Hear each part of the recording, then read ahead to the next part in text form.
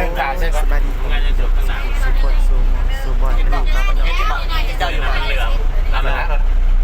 การมาบาแมนพี่น้องบาเป็นน้องสิพาท่านผู้ชมไปวังเวียงไปเวียงจันทร์ไปเด้อผู้ใดอยากไปวังเวียงไปนำกันพี่น้องมันมีหลายคนมีพี่น้องทั้งสาม บ้านนี้ เก็บเงินแต่ว่าคำสั่งซิ่งน้ำเพราะว่ามันจะมีรถใหญ่ ติดน้ำหนักอยู่นี่เลย หลายคนพี่น้อง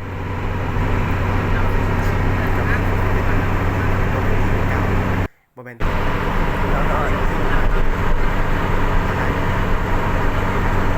กาซิมี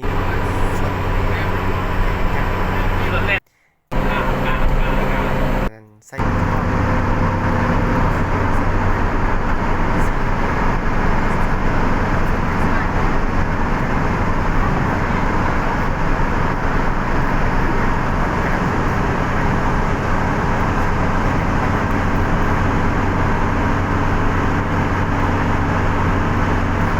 กับบอแพงบาท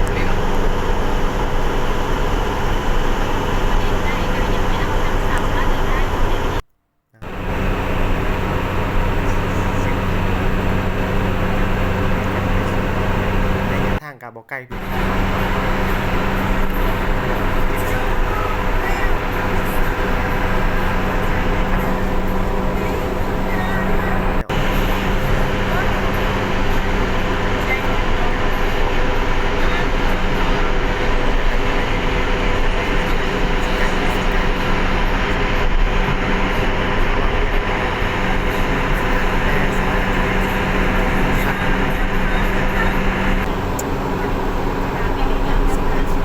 รักษาระยะห่างข้างหน้ามีอุโมงค์โอ้ยไก่เสียหอดอุโมงค์เลย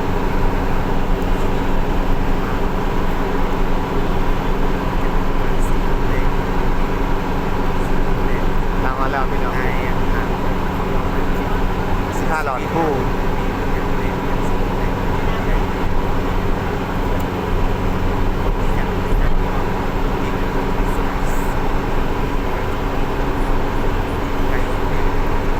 สิมันเป็นมันไฟสีเขียวๆอย่างนั้นเนาะ โอ้แล้วจี อุโมงค์แล้ว ถ่ายมันจะมีเลยเด็กมีแก้วมันจะงามนะ ถ่ายแล้วตรงหน้ากล่องมันเป็นยังไงมันเป็นของงาม เห็นวันไฟวันอย่างเลย เห็นเลย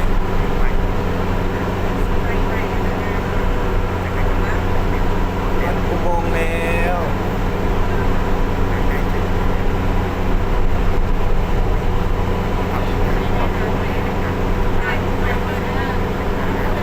หลอดคู่จัก100 เมตรก็500บอลลี่ที่700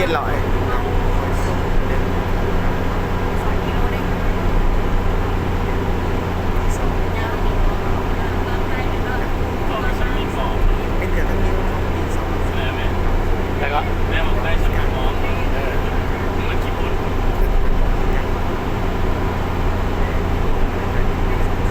โจวัดวิทย์ไปสิเรียบร้อย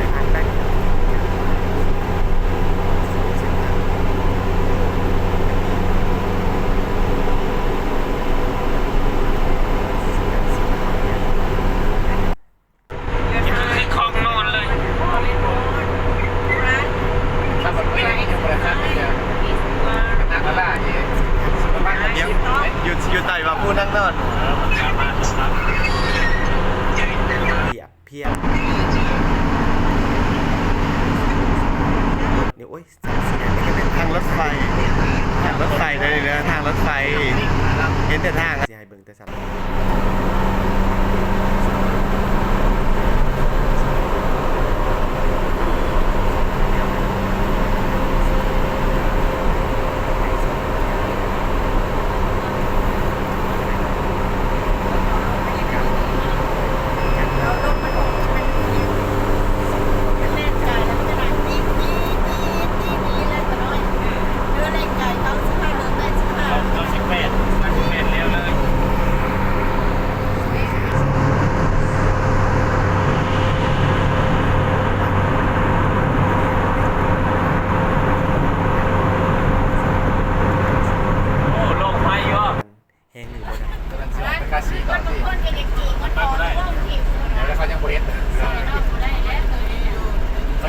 ต่อเดี๋ยวนี้ไม่ใช่เว้นแล้วของการรถไฟเข้ามา มันอย่างนี้ก็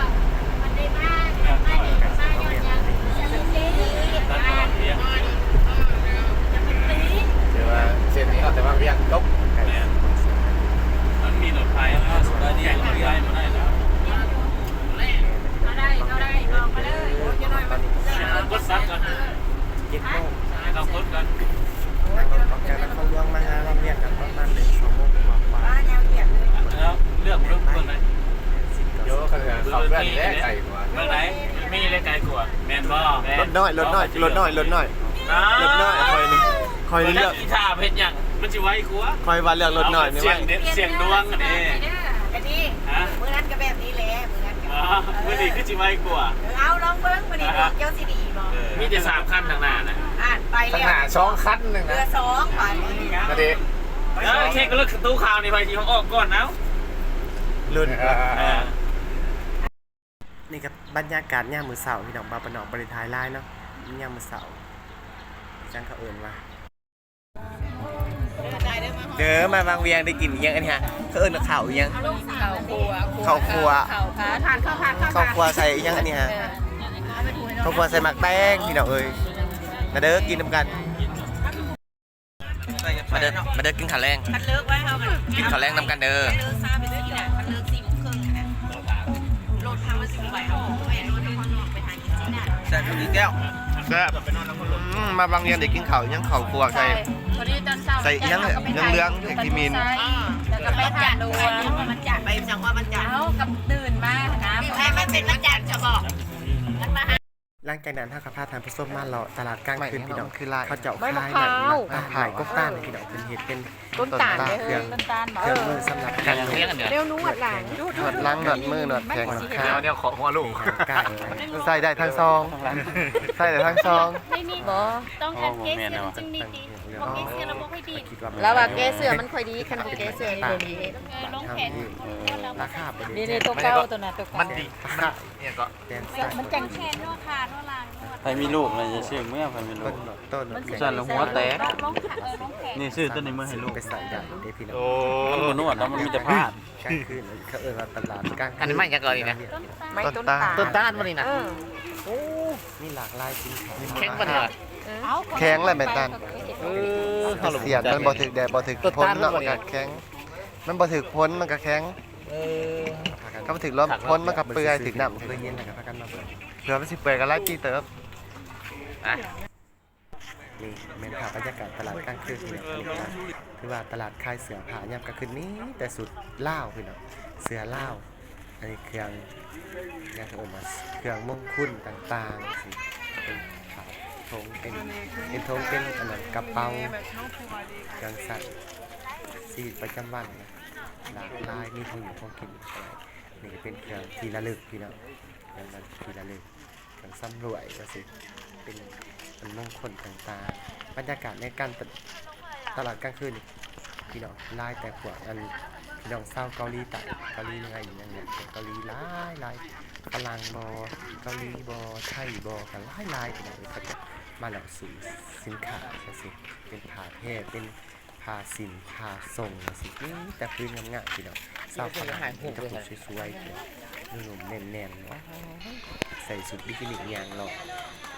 นี่ตะปูจบๆงามๆพี่น้องแต่ผ้าสินผ้าล่าเท่านี้ครับได้ค่ายดีพี่น้องพวกอันจะเป็นพวกกระเป๋าผ้าอย่างสิได้กระเป๋ายังซื้อกระเป๋าเงินบ่ไปตอนไปฝากกี่ฝากหนองโอ้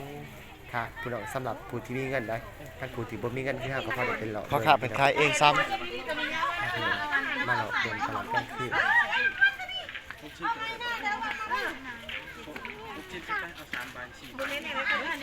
ว่ามาหลายตาหลากหลายสินค้าแล้วแต่กูได้มากระเป๋าผ้าโบกระเป๋าปิดไว้แล้วแต่กระเป๋าเป็นของกับรองเท้ากระตาข้างหน้ากูได้เห็นกระตาข้างหน้าก็สามารถใส่ได้ราคามันบริเวณเลยพี่น้อง80-90 พันพอได้เป็นต้นแบบน่ารักไปเป็นขาตรงเป็นแพร่เขาจะพักเสียเป็นสีหมายเลขหนึ่งของคนละทางสิได้ยังแน่ที่แค่ของคนละเป็นทองในร้านโคพี่ดอกเศร้าเกาหลีแต่ ลายเดี๋ยวในสาวเกาหลีเนี่ยเป็นว่าคือแบบผู้ได้มาบ้างเนี่ยเด็กก็ฝรั่งก็คือสิได้ดอกคันของผู้หญิงนะผู้ชายนี่ก็คือสิบ่ได้ดอกเนาะสำหรับสาวเกาหลีนี่ครับท่านบอกภาษาเขาเป็นก็พอสีทามอยู่ได้พี่น้องเลยแต่ว่าบาวบนดยังว่าบ่เป็นเดียวบาวบนดสิไปฝึกไปผ่านยามๆไปเรียนภาษาเกาหลีให้มันได้สักก่อนพี่น้องไปสิบอกว่าเกาหลีภาษาฝรั่งนี่ก็น้อยนึงแต่ว่ามาสุดนี่บาวบนดสิบ่ทักสิบ่ทายของฝรั่งเพราะว่าลายแห่งที่แบบเขาอายคนเพราะว่าเขามาบุกกับทีมเนี่ยก็เลยว่าบกกะปันได้ไปนำเพลินเนาะสำหรับการขายเสียงขายของปิตาสื่อที่เจ้าที่เราเองราคากับบริแพงดอกขนาดมีเงินเนาะหมูมักดอกหมูมักจำปา เอาซื้อหมูก็คือ หมูจำปา บ่เมื่อยเมื่อย เผืองนั้นง่ายเรียนเป็นสีขาวมังเบอร์คือเดี๋ยวพี่น้องเลยผู้เรียนบทแพทย์การมีขายแต่ของขายนะเอาล่ะสับพี่น้องเบาแล้วย่ายหาพี่น้องเบาสมิธกันให้พี่น้องเบิ่งภาพบรรยากาศไปเองเอามันมีความสุขมีความสวยสดงดงามสำในตลาดกลางคืนหรือว่างเวียนก็ให้พี่น้องเบิ่งไปน้ำกันพี่น้องการขายสินค้านี่ยังกระเป๋าผ้าเนาะเข้ามาสิกระเป๋าผ้าขายกระเป๋าผ้ากระเป๋าลุยแพรไม้แพรบัวไม้เนาะก็แล้วแต่ที่มาสร้างความมีกันสิครับ อร่อยมากวันนี้น่ะ ขาย ตามจิบพี่แม่ ลูกก็บอกว่าอะไรถูกใจอะไรไม่ถูกเรื่อง ปี ขาย มาถือว่าไงเนี่ย ก็เป็นยาบางมากมื้อนี้ เนี่ยบางมา แม่อันมื้อน่ะเฮ็ดอีหยังก็บ่จะเอิ้นก่อนมันเลยจะตักน้ำ ก็จุ่ม เนาะมันไล่คนจะแบบเด็กก็ยังเป็นผู้หญิงก็ยังเป็น เขาเคยกินเยอะไม่ได้ ก็ได้แม่ สำหรับหมู่เทพที่หนึ่งแต่เป็นคนสวยๆมันประมาณ3 โมง แล้วก็อีแม่ก็ได้ผ่านเดียว เฮ้ยก็ดี อยากจะมาสินค้าเป็นของต่อเป็นทีที่สองเลยเพราะว่า ผ่านจับกัน ได้คลิปเดียวเปิดยกผมในซองคืนเข้ามาอยู่แล้วเอาละเราขอกันเลยทีละสำหรับที่หนึ่งการนั่งทำเสร็จแค่สำเร็จขอกันกดฝากกดไลค์กดแชร์กดติดตามกดซับสไครต์บ๊ายบาย